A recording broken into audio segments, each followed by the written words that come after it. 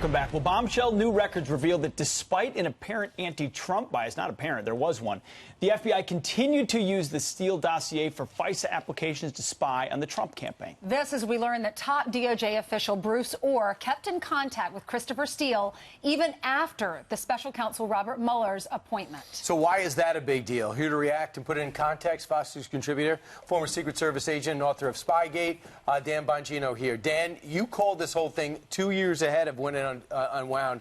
You told me on a cab ride in Washington, and it came out, yeah, absolutely. Going to that, event. Well, let's pretend as though people haven't been watching it as closely as we have. Why does this matter so much, the 302 proving that Bruce Ohr was in contact with the fired British agent Christopher Steele? You have to understand this as an information laundering operation from the start. There was an effort to target the Trump team with information that was factually inaccurate, that he was colluding with the Russians. So, if I was going to target Brian Kilmeade for a bank robbery he didn't do and had to fabricate a story, you have to ask yourself in the audience, how would I give that story credibility and teeth? I would do it by having multiple people talk about the bank robbery you committed even though you didn't do it. This is what happened here. You had Christopher Steele as a front. It's called the Steele dossier. It's not called the Kavalek dossier. It's not called the Simpson dossier. Why was Steele used as a front for false information by the FBI? Why was his name slapped on it?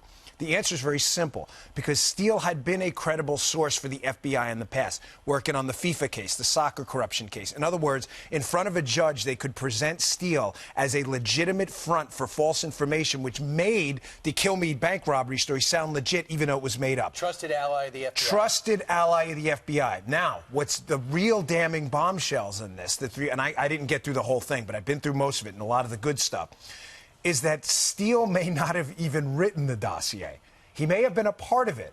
But now we know Nellie Ohr, in fact, put together a dossier, who's Bruce Ohr from the Department of Justice's wife, who's working for Fusion GPS, contracted by the Clinton campaign. We know that Nellie Ohr, in fact, wrote a dossier on Manafort, which again begs the obvious question. If Steele's name is on the dossier because he was credible, because he'd worked with the FBI in the past, did he even write it? And if he didn't, is the lie that much worse that you slapped his name on political information to make it seem legitimate? Devastating. So he gets fired in the fall, and he keeps on talking to Bruce Ohr, yes, whose wife has that opposition research company. Yes. Okay, fine. So they're communicating through the WhatsApp, so a confidential app when you don't want people to see your communication. So that's now revealed. Christopher Steele, I want to add something to this, was very determined to speak to the FBI about a month ago. Yep. And one of the terms was because he thought he was about to be thrown under the bus. Yep. Does that make your wheels turn? Yes, and it again adds to the theory here. I call this is the focus of my second book on this. This is what I call the movie script theory. Christopher Steele's name is used on this, and this is what I think he means by being thrown under the bus, on this dossier, on information he did not create. Christopher Steele had already acknowledged in sworn depositions he hadn't been to Russia during this time period. Because he would have been arrested. He had to use sources in Russia. Right, and what I mean by the movie script theory is if you go back to 2007, not 2017, 2007, there is a Wall Street Journal article written by who? You're never going to believe this. Glenn Simpson. I encourage you to read that article today and then compare it to the dossier. It is the dossier. It's the same information. In other words, Brian, from 12 years ago, they took a movie script Simpson had, slapped Christopher Steele's name on it, changed a few of the names to Donald Trump. I'm telling you, you read it today, the cast of characters, Demetrio Firtash, Paul Manafort, they are all in that 2007 Glenn Simpson article. It's devastating. So, Dan, the election happens, and from one of these 302s, the one from January 27, 2017, the communication continues. And let me read this excerpt from the 302. It says, Ohr received a WhatsApp notification from Christopher Steele indicating that he and Steele would like to keep the line of communication open for future contact. What's the rationale for ongoing future contact? The president's been elected.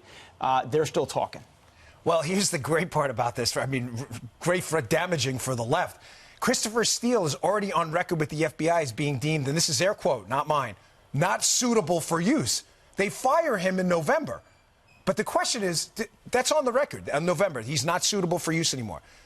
Was he really fired? The answer is obviously not. Now, to answer your question, why then put on paper that he's not suitable for use? Because it creates a good public face. Hey, we're not using this guy anymore. But then behind the scenes, back channel information. Yeah. The answer is obvious when you think about it.